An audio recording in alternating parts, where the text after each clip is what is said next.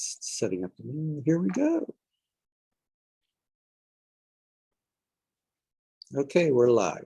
Hello, everyone. This is Dr. Roger Paul, and tonight we're going to continue our study of the Ministering Spirits of the Central Universe. We're on section 8 on page 294 of the original book. And let's say a little prayer and we'll get started. Father, thank you for bringing us together tonight that we might study this wonderful revelation. We thank you for the ability to do this. We thank you for the many people that watch us at home and those that watch it later on the videos. We thank you for this group that comes together on Tuesdays and Thursdays and listen to my nonsense. And occasionally I'll have something good to say, I guess. We thank you for the ability to do this, and we pray that you'll be with us tonight and open our hearts and minds that we might remember a little bit of this so we can benefit you and benefit others in our life. We say this in the name of your son, Michael, Jesus of Nazareth. Amen. Amen. Amen. Okay. Last time, I need to go back up here to last time for just 1 second. Last time we were talking about it is not a disgrace. The apparent failures of time are never confused with the significant delays of eternity. Remember that from last time? Yeah. So everything we do takes time, right? No kidding. There used to be a general rule when I used to be a chiropractor, and the rule was there is nothing that does not require time, right? Everything. Now, I want all you married women out there, to remember this rule when your husband doesn't get something done on time. That's right. That's right. Always does. I'm going to sign off and try and go back to my settings and select the camera. Okay. I'll see you later. All right. Okay. See you in a little bit, Gary. I'll be waiting for you. All right. Hey, Jane. I'll say, Bill. Sorry, I'm late. That's all right. Dear, would you start with paragraph 1 there, please?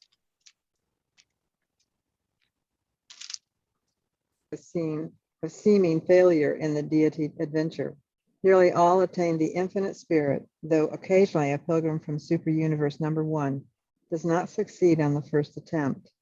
The pilgrims who attain the spirit seldom fail in finding the sun. Of those who do fail on the first adventure, almost all hail from Superuniverses 3 and 5. The great majority of those who fail on the first adventure to attain the Father, after finding both the Spirit and the Son, have from Superuniverse number 6. Oh, hail. What did I say? Sorry. Oh, dear.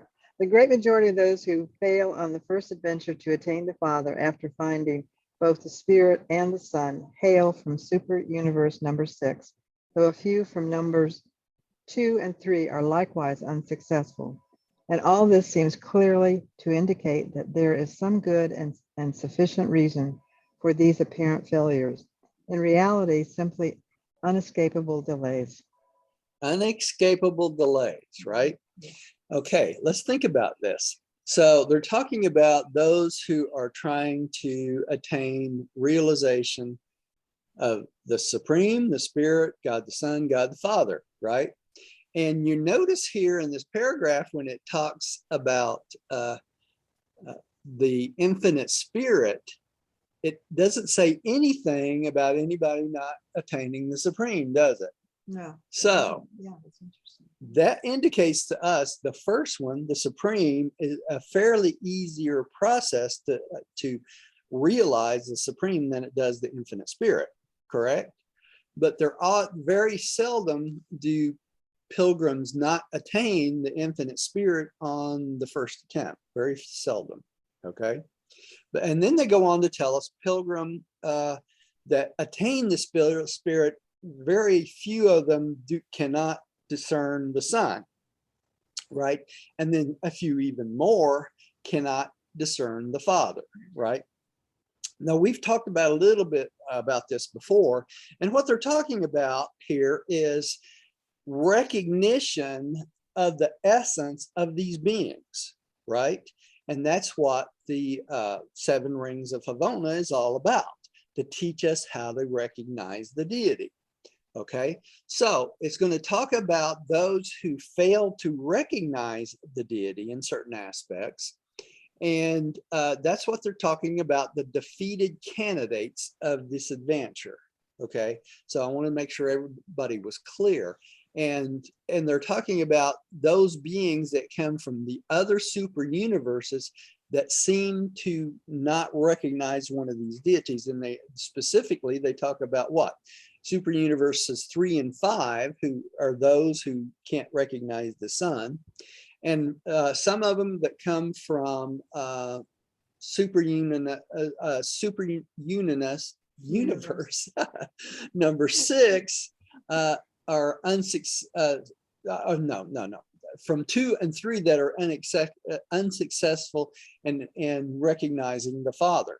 Now think about this. What you would immediately say, why would these people from these super universes have more of an issue in recognizing these beings? But think of it this way.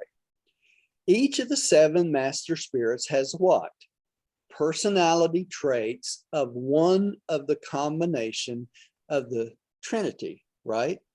So super universe number 1 beings recognize the Father really easily because their tendencies towards the Father, right? The second one would be what? The Son. The third super universe would be what? The infinite spirit. Now, the next ones after that are combinations, right? Like the Father and the Son, the Father and the Spirit, and then the Trinity also, right? Now, remember, we come from what? Super universe number 7, which is the personality traits of the Trinity itself, all 3. Right? So we would have a better understanding of all 3 of the deities than a person that would come from a super universe that has the personality traits of just one of them. Make sense? So that's why those super universes probably have more issues in certain areas. So we may have more exposure. We have more exposure, right? All right, let's go on. I'm wondering if people didn't show up tonight because I didn't get the meeting notice out. Yeah. Okay, so let's go on to the next one, the defeated candidates. Pam, would you take that one, please? Yeah. The defeated candidates for the deity adventure are placed under the jurisdiction of the chiefs of assignment, a group of primary Supernaphim, and are rewarded to the work. Remanded. Oh, sorry, thank you. Remanded to the work of the realms of space for a period of not less than 1 millennium. They never return to the super universe of their nativity, always to that super creation most propitious for their retaining Propitious, dear. Propitious for their retain. propitious? Yeah. Propitious. For their retaining in preparation for the second deity adventure. Following this service on their own motion, they return to the outer circle of Havona, are immediately escorted to the circle of their interrupted career, and at once resume their preparations for the deity adventure. Never do the secondary Supernaphim fail to pilot their subjects successfully on the second attempt, and the same seraphic ministers and other guides always attend these candidates during the second adventure. Okay, so this is important that you understand how this works. I can't hear you, Pam. Oh, I'm like rereading it. Oh, okay. Yeah, that's okay. I thought you were telling me something. That's Sorry. Right. That's all right. No, I lost my train of thought. Yes. Defeated candidates? The defeated candidates, when they are defeated in recognizing one of the deities, okay, they are never returned to the same super universe that they came from, okay? They're returned to a super universe that is most like the deity they're trying to recognize. Yeah. And that's wanted y'all. Can you not to give us miss an that. example? Yeah, so if you did not, you got it in this process and you could not recognize the sun, okay? They would probably send you back to super universe number 2, because that is the one of the personality traits of the sun. You follow me? Yeah. Okay, so Oh. whichever one you couldn't recognize, they would send you back to that super universe and tutor you along. The primary Supernaphim would tutor you along for a time in that super universe so you could recognize the sun more easily. Make sense? Yes. Yes. Jane? My question is, since we are in super universe number 7, and it is a Trinity universe, Right. when we complete, I know it's a wrong question, but I'm going to ask it anyway. No, ask it. My simple mind tells me, since we come from a Trinity concept universe, Right. and we must fully understand our own universe first Yes. before we could move on to the next. Right. Wouldn't that already have given us what we need to know about the sun and the spirit? Of course it would. See, we have a leg up in a sense, right? Because we get the influence of all 3 of the primary deities, God the Father, God the Son, and God the Spirit, right? Yeah. Plus, we have a benefit of what? We have the master spirit that is the vicegerent of the Supreme. That's right. Yeah. So we really have a good advantage being in the 7th super universe, right? So if we failed, they would specifically send us back to a super universe of whichever one, just like I said, that we couldn't recognize. So for instance, if we got all the way through it and you just could not recognize the Father, they would probably send you back to super universe number 1, right? Mhm. That's the influence of the Father. Makes sense? But we could be stuck in our own universe for a while. Yeah, we could be stuck in our much own universe till we're ready to go on to Havona. But by that time, normally by the time you're ready to go on to Havona, you have all the equipment you need to understand all the deities, right? That's the plan anyway, right? To get to go on. That's the big thing. All right, so what they're trying to explain to us here, though, that even though they send you back, you won't go back to Havona for a full millennium, a full 1,000 years. And we're talking about a millennium of time in Havona, not Earth millennium, not 1,000 years of Earth time, right? That would be 1,000 years of Havona time, because that would be a millennial Havona time. You follow me? Yes. Which is different than our Earth time. But you wouldn't go back for 1,000 years. So you'd have that whole millennial to learn, refresh yourself on everything you've learned up to that point. By the time they send you through the second time, everybody pretty much makes it through it. You follow me? Yes. Right. So it's kind of a foolproof plan. Now, Gary, since I can't see your picture tonight, you're going to have to let me know if you have a question, right? Okay, I got a big mouth. Okay, Okay. All right. Don't hesitate to stop me if you need something. okay. All right. Okay. So this is a picture of a failed ascender, right? And let's see, that shows this ascender coming from super universe number 7, right? And going through the process. And he failed as this is pilot world number 5. So he obviously couldn't recognize the sun or the Father, I meant. So they send him back to where? Super universe number 1. Because that's the one he had recognized the Father most easily. You follow me? Yes. Okay. That's why that picture is like that. Okay, Father guides. And Roger, Yeah. they're sent to the capital of that super universe. Right. They would, like, for instance, ours would be Uversa. On another super universe, it'd be a different name, right? But it would be the capital of that super universe, and they'd retrain you from that capital, right, Okay. until you're ready to restart Havona. Make sense? Yes. All right. The father guides. Rodney, would you take the next one? Yes.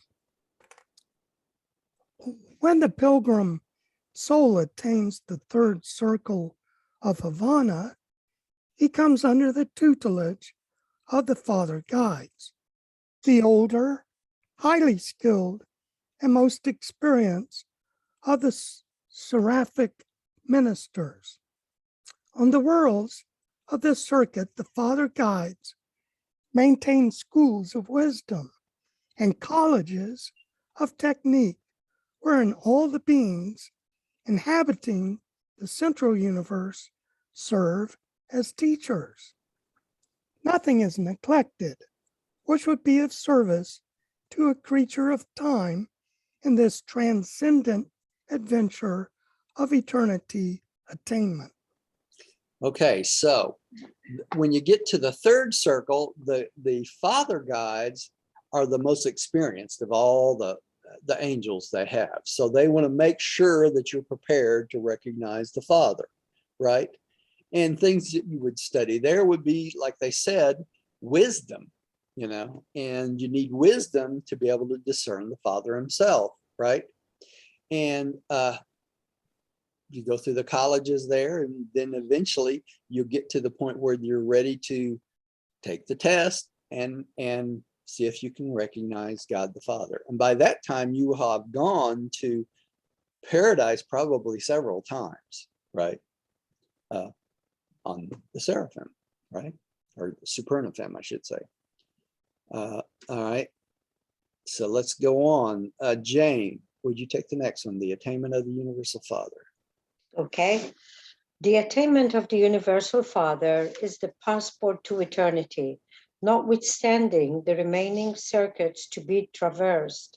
It is therefore a momentous occasion on the pilot world of circle number 3, when the transit trio announce that the last venture of time is about to ensue, that another creature of space seeks entry to paradise through the portals of eternity. So did y'all catch this? It's from circuit number 3 that we actually prepare ourselves to become paradise citizens, right? Because that's where we recognize the Father, right? And that gives us our, as they said, passport to paradise into eternity. All right. So we still got 2 more circuits though, don't we? 2 more circuits of spheres, right? All right. Gary, would you take the next one? The attainment, Huh? where The we wor- start at the attainment? Which No, that's paragraph? the next one. Oh, the next one. Okay, No, what's the no. next? Huh? What's the next one? The test of time is almost over. Okay. Yeah. That's got it. Okay. The test of time is almost over.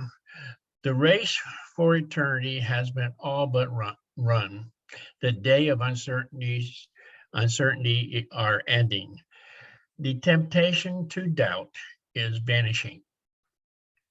The injunction to be perfect has been obeyed.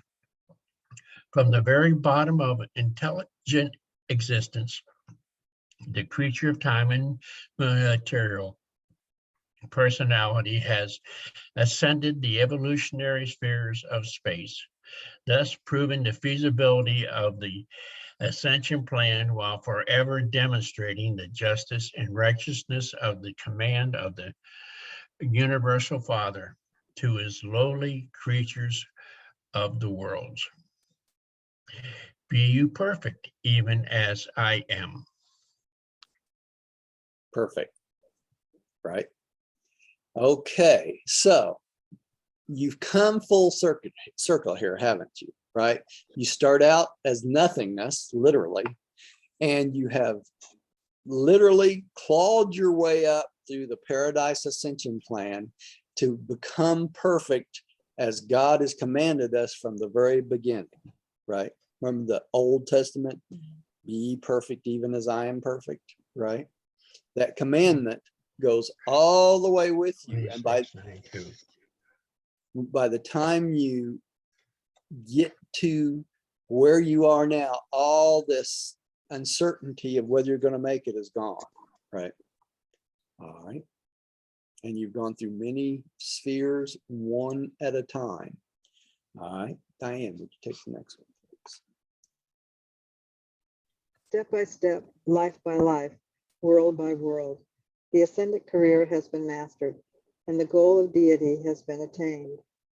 Survival is complete in perfection, and perfection is replete in the supremacy of divinity. Time is lost in eternity. Space is swallowed up in worshipful identity and harmony with the Universal Father. The broadcast of Havona flashed forth the space reports of glory. The good news that in very truth, the conscientious creatures of animal nature and material origin have, through evolutionary ascension, become in reality and eternally the perfected sons of God. So we actually make it by that point, right? That's forever. At what stage is this? I'm kind of, This is on the coming into the second ring of Havona, the next to the last one towards Okay. paradise. Okay. Now, think of the injustice that would be going on if Lucifer would have gotten his way, right? His whole problem was with this ascension plan, right? And that beings move on and go to paradise, and he wasn't able to, right? So you can see how Lucifer and Satan, his first lieutenant, and even Caligastia, was trying to steal the possibility away from all inhabitants to stand before God the Father. You see that? no, Huh? no, I thought Lucifer's then was not to adhere to the plan and said, God, I have a better plan, and tried to institute it. He did, but that's what I'm saying. By creating that rebellious situation, Gary, he was trying to short circuit the plan for all mortals to get to paradise. You follow So me? we'd have just got to Lucifer and not God. Right. You'd have just got to Lucifer, and that would have been it. Oh, that's like paying for a Cadillac and getting a Chevy. Less than a Chevy, I'm afraid. No, a Pinto, sir. Yeah. A Pinto, huh? Yeah. Or even a go-kart. Really. All right. Counselors and advisors, number 10. I'm actually getting through a couple sections tonight. Pam, would you take the next one, please?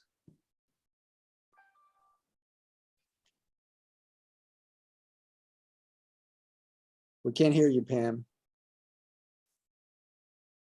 Her mic's You're muted, crossed out. Pam.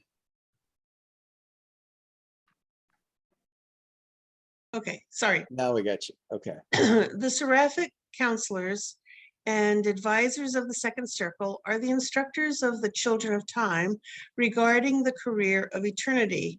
The attainment of paradise entails responsibilities of a new and higher order, and the sojourn on the second circle affords ample opportunity to achieve the helpful counsel of these devoted Supernaphim. So by the time you get to the second circle, they start training you in your new career from paradise onward. You follow me? Okay. And what kind of responsibilities you will have, and what type of higher order you will be in, and the whole 9 yards. So you'll start to learn this in the second circle. All right. Okay. Rodney, would you take the next one, please? Yes. Those who are unsuccessful in the first effort at deity attainment are advanced from the circle of failure directly to the second circle before they are returned to superuniverse service. Thus, the counselors and advisors also serve as the counselors and comforters of these disappointed pilgrims.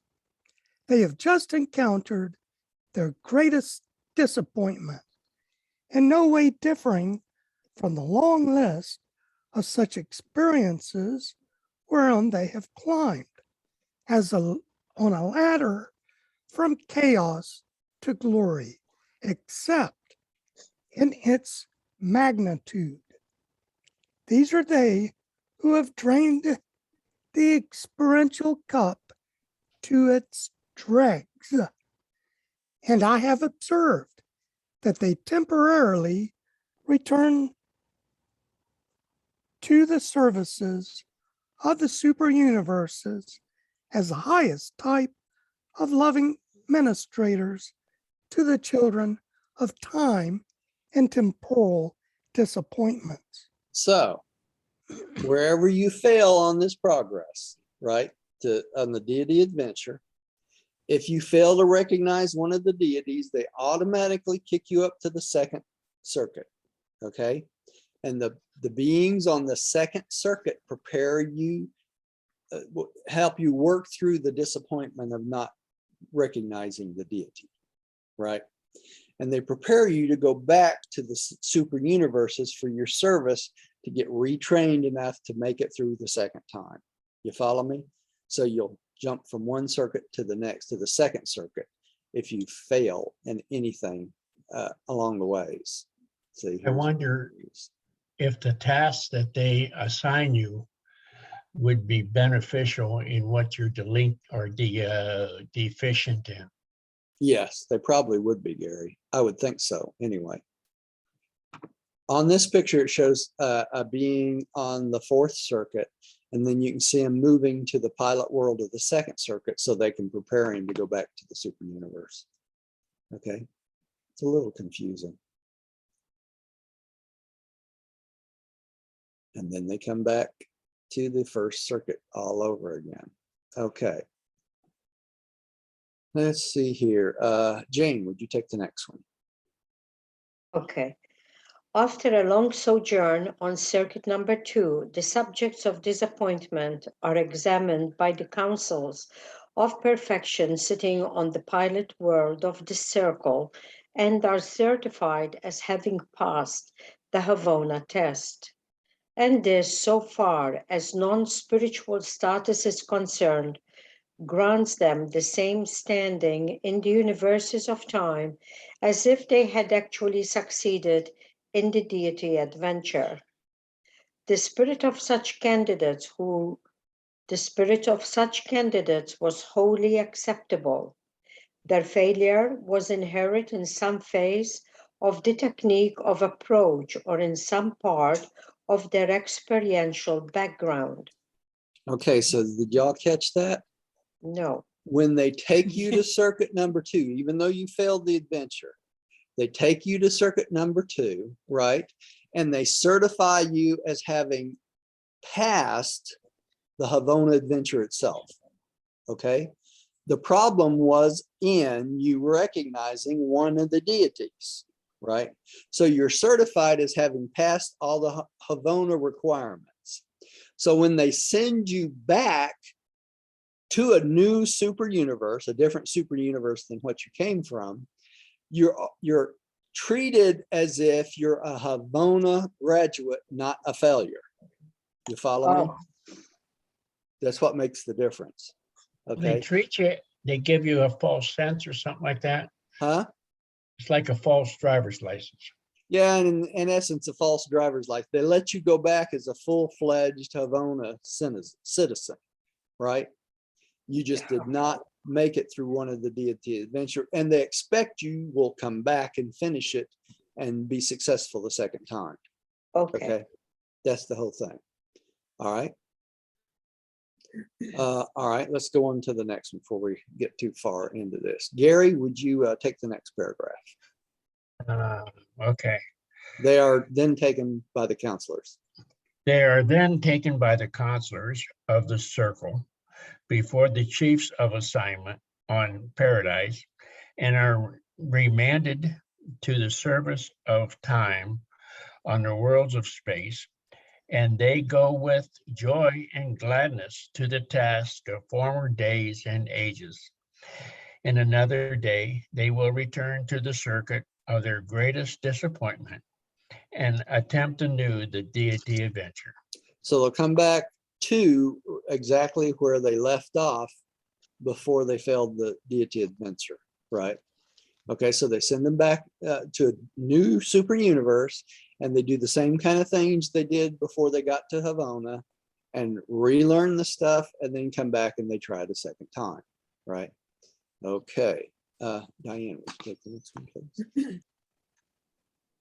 For the successful pilgrims on the second circuit, the stimulus of evolutionary uncertainty is over, but the adventure of the eternal assignment has not yet begun. And while the sojourn on this circle is wholly pleasurable and highly profitable, it lacks some of the anticipative enthusiasm of the former circles. Many are the pilgrims who at such a time look back upon the long, long struggle with a joyous envy, really wishing they might somehow go back to the worlds of time and begin it all over again, just as you mortals in approaching advanced age sometimes look back over the struggles of youth and early life and truly wish you might live your lives over once again. Reminiscence, yeah. Reminiscence of times past. So it's kind of like the same feeling. That's what they're explaining to us, right? All right, and these are all the beings that make it to circle number 2, not just the ones that failed. Okay, Pam, would you take the next one? The transversal of the innermost circle lies just ahead, and soon thereafter the last transit sleep will terminate, and the new adventure of the eternal career will begin. The counselors and advisors on the second circle begin the preparation of their subjects for this great and final rest, the inevitable sleep which ever intervenes between the epochal stages of the ascendant career. Okay, so they start to get you prepared for that last long sleep to get to paradise and become a paradise citizen, right? All right, Rodney, would you take the next one? And those ascendant pilgrims who have attained the universal Father complete the second circle experience. Their ever attendant graduate guides issue the order admitting them to the final circle.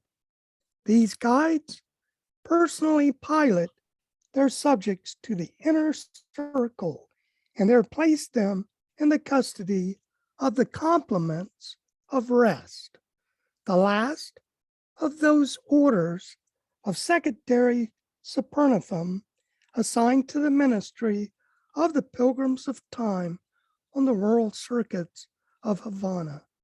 Okay, so you're ready then to go on to the first circuit, right? And be put in charge by the complements of rest. All right, so Jane, would you take that first paragraph on the complements of rest? The complements of rest. Much of an ascender's time on the last circuit is devoted to a continuation of the study of the impending problems of paradise residence.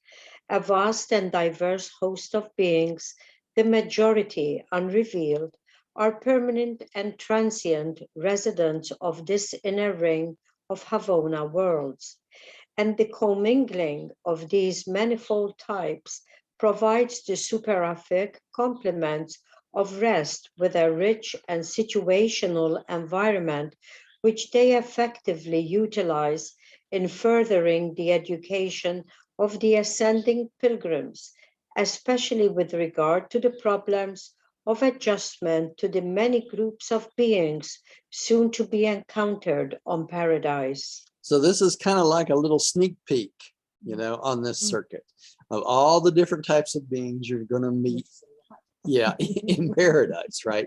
So they help prepare you for the different types of beings, which they haven't even told us about. They're called unrevealed to us.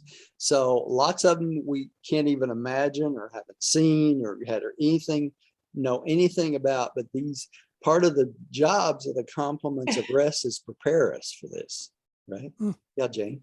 I'm really confused. I Okay. thought that the billion worlds Yeah. have like a sample of all creation. All of the 7 super universes, but not Yes. paradise. Oh, but we're talking here about paradise citizens. Yes, we're talking about paradise citizens, right? Now, you're right in one aspect. All of the beings in the 7 super universe are fashioned out of some type of being on paradise. Yes, they are. All in all 7 super universes. But there are lots of unrevealed beings on paradise that obviously you cannot duplicate in a material form for the 7 super universes. You follow me? So there's some higher types of paradise citizens and beings that will just not work as beings. And wouldn't be on the billion spheres. No, we're only on the last circuit, only on the very last circuit, right? You follow me? And that's Yeah. what these complements of rest introduce you to them, helps you know them and recognize them and get along with them and that sort of thing. You know, so when you go on to paradise, it's not such a shock, right? When you get there, that there's so many different types of beings that you have never heard or seen or heard anything about, right? All right. Okay. Gary, you out there? Among those who dwell on this inner circuit are the creature trinitized sons. The primary and secondary super seraphim are the general custodians of the conjoined core of these sons, including the trinitized offspring of the mortal finalators and similar progeny of the paradise citizens. Certain of these sons are Trinity embraced and commissioned in the super governments. Others are variously assigned, but the great majority are being gathered together in the conjoined cores on the perfect worlds of the inner Havona circuit. Here, under the supervision of the Supernaphim,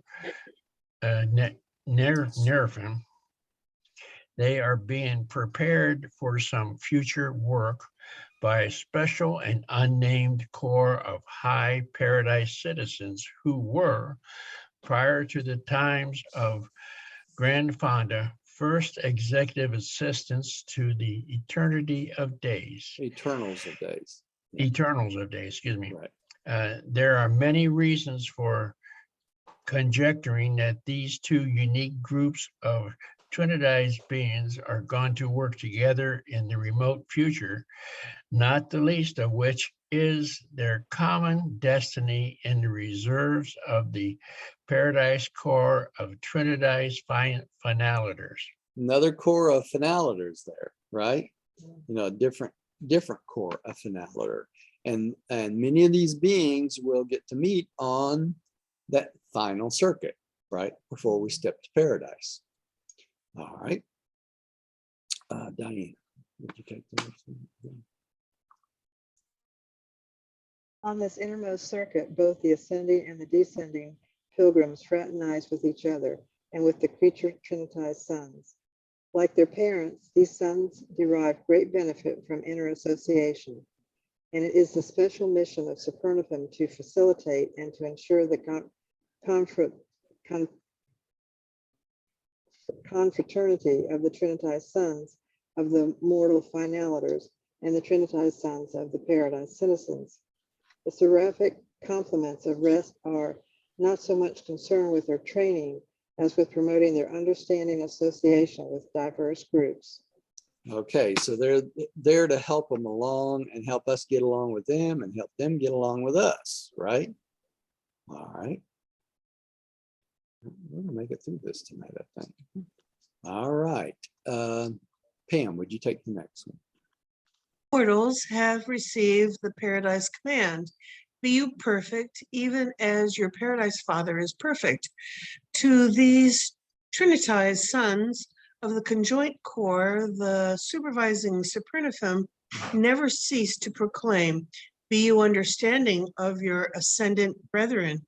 Even as the paradise creator sons know and love them. So, in other words, we not only are commanded to be perfect, but we're commanded to love and understand one another as brothers and sisters, right? All right. And very I thought- important. I thought it said to these trinitized sons of the conjoined cores. I was conceiving that as the descending individuals. I Yeah. guess it's not. Well, no, it's both. There's both group, both the descending ones, which were created by the paradise citizens or Havona citizens combination, and there's also the ascending ones that come from the mortals, and us joining with the paradise citizens or the Havona. So it's both descending and ascending, right? Well, here's why I said this is be you understanding of your ascending brethren. Right. So the one command was be perfect. The other one to the descending is be understanding of the idiots coming up. Exactly. Even as your That's exactly creator right. loves and Yeah. know. They got to give us leeway, Gary, A little bit. because we weren't born perfect. Yeah. Yeah, I know. Right. I'm Yeah, counting so- on that. Yeah, they got to give us a little bit more Slack. space, as they say, right? Right. All right. Rodney, would you take the next Yes. The mortal creature must find God. The Creator's Son never stops until he finds man, the lowest willed creature. Beyond doubt, the Creator's sons and their mortal children are preparing for some future and unknown universe service. Both traverse the gamut of the experiential universe, and so are educated and trained for their eternal mission. Throughout the universes, there is occurring this unique blending of the human and the divine, the commingling Commingling. Yeah. of creature and creator. Unthinking mortals have referred to the manifestations of divine mercy and tenderness, especially towards the weak and in behalf of the needy, as indicative of an anthropomorphic God. What a mistake. Rather, should such manifestations of mercy and forbearance by human beings be taken as evidence that mortal man is indwelt by the Spirit of the living God, that the creature is, after all, divinity motivated. Okay, several points in this paragraph need to be out. First, the Creator's sons come down to be mortals through the what? The bestowal process, right? So they go from divinity down to mortality, right? Okay. Our job is to go from mortality to divinity, right? And so it's two opposite directions. But to think that God is weak and needy and he needs anything whatsoever, that's what they're talking about, this anthropomorphic God, that God has personality traits of humans. He doesn't, right? Not at all. He's God. All right. So that's why he said, what a mistake.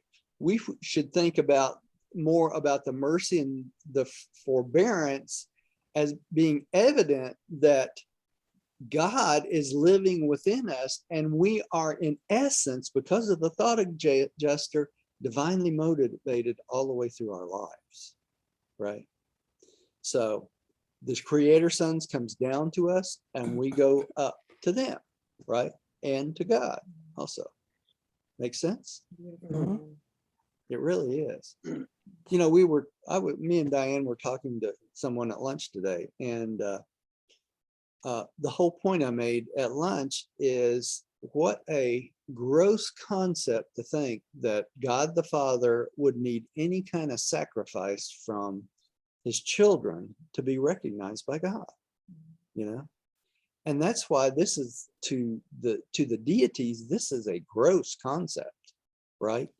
Because talking about misinterpreting who God is, that's about as low as you can possibly get, right? He demands blood. Yeah, that's just insane if you think about it. It's Whoever came up with that was insane, right? And yet we've accepted it for so many thousands of years, right? You know, we've been Well, taught it's that over. because of the Jewish thing of sacrificing. It's an extension of the sacrifice. It's exactly right, Gary. It started out with human sacrifice, right? And eventually they moved on to animals because it really was not well that they were sacrificing the whole population, you know, sons and daughters and all this sorts of things. So many millions of people were sacrificed for no reason, right? God never required it. You know, somebody came up with that idea. You know who came up with the ideas was the shamans, right? That's how they maintain control of their tribes. All right, so it's too bad we let it go as long as it did. All right, let's move on. We got a couple more paragraphs here, and we're going to make it through this tonight, I think. Right? Oops, I hit the wrong thing there.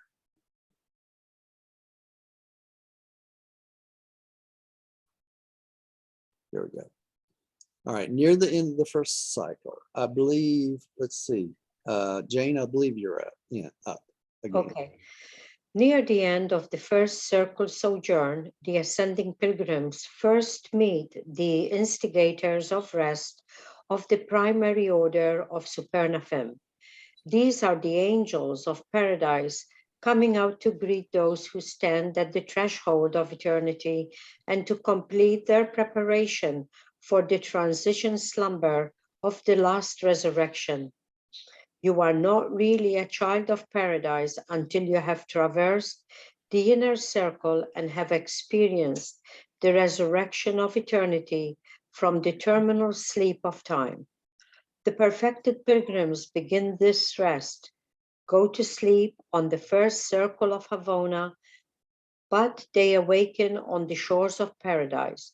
Of all who ascend to the eternal isle, only those who thus arrive at the children of eternity are the children of eternity. The others go as visitors, as guests without residential status. So that's the way we'll go first. We'll go as guests, see parts of paradise.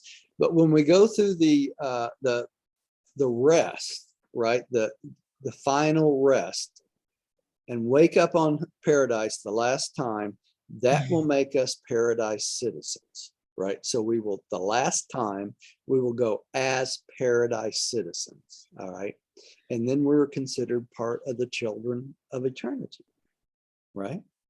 How do they determine who goes as guest? And I mean, I got the impression that Well, you have to have gone through all 7 circles before you go, you take the final rest, Gary. The first time you go to paradise, you're just going as a visitor, right? Oh, that's when you first start your thing. That's a teaser. That's a teaser. That's right. And And that's then for when you go through that's for the new arrivals on 7 yeah, or 6 or something like that. yeah, 4 actually.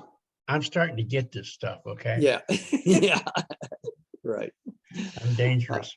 Yeah, I know. You know, I've always been dangerous, Gary. You know, the question is, do you know you're dangerous or not? That's the big question. You know, the most dangerous person is the person that thinks he knows something. Yeah, that's knows right. everything and That's right. and knows very little in reality. Yeah, exactly. What's that old saying? A smart man knows that he knows nothing. Yeah. All right, let's get this other one. And now, Gary, would you take it from there? Uh, And now the accumulation of the Havona career. Why am I doing? Oh, and now at the accumulation of the Havona career, as you mortals go to sleep on the pilot world of the inner circuit, you go not alone to your rest, as you did on the worlds of your origin when you closed your eyes in the natural sleep of mortal death, nor as you did when you entered the long transient trance preparatory for the journey to Havona. Now, as you prepare for the attainment rest, there moves over by your side your long time associate of the first circle, the majestic complement of rest, who prepares to enter the rest as you As one with you. as Yeah. one with you, as the pledge of Havona that your translate Transition. transition is complete and that you await only the final touches of perfection. So your complement of rest actually travels with you in the transport Supernaphim to paradise. So you go together. Okay, so you're not alone during this rest. All right, and I'm going to read the last sentence, believe it or not. Your first transition was indeed death. The second, an ideal sleep, talking about going from the capital to Havona. And now the third, the metamorphosis, is the true rest, the relaxation of the ages. That's the 3 times you sleep, right? Presented by a perfecter of wisdom from Urantia. And next time, we will take up the ministry of the primary Supernaphim. Okay, it's a whole paper in itself. All right, paper 27. Any questions before we get off 26? Do we have time? Yeah, we have time. We got about 5 minutes left. Could you 6 minutes. expand on that last sentence? Like you could probably give us Yes. a bit more on that last sentence. They're talking about first, this is the first transition was indeed death. That's when Right. you die on this planet, right? Mhm. You know, you give up this mortal life forever when you do that, when you die. And then your guardian angel transports your soul to the mansion worlds, right? And you wake up on the mansion worlds. That's your first transition. That's a sleep, right? It's like you go to sleep, immediately you feel like you wake up, however long it takes to get there, right? The second, an ideal sleep, and this is transporting you from the capital of the super universe to the first pilot world of Havona, okay, on the 7th circuit. That's the second time you go to sleep, the ideal sleep, because it's a long way from Urantia to the first world of Havona. So they put you out, you're asleep. The third one is what they call the relaxation of the ages, the true rest, they say, because it takes so long to get from the first circle to go all the way to paradise. That's a long, long journey because you have to go through past all the satellites of the Father, Son, and the Spirit, the 3 satellites of each one of those, the 21 spheres. You have to go past those to get to paradise. So it's a pretty long journey. And so they put you completely out. You're unconscious. And that's why they say that you have a complement of rest traveling with you, because he's responsible for your safety, that you wake up just the way you left Havona, right? Okay. Yes, lovely. 3 rests, basically, till you get there. Thank you. You're welcome. So let's say a little prayer and quit for tonight. Darling, dear, you want to pray for tonight? Pray for us tonight.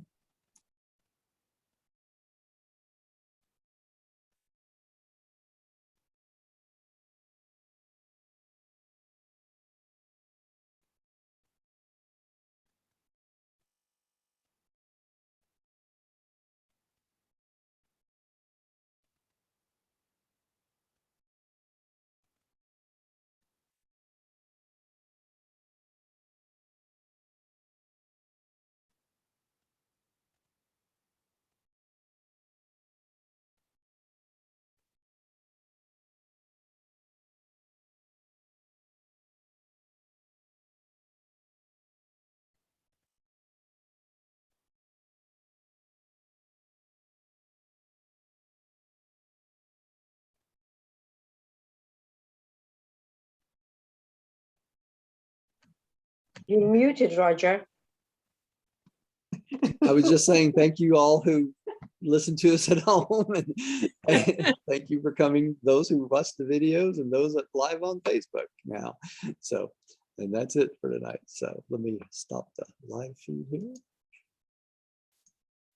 All right, and then we'll stop the recording. YouTube.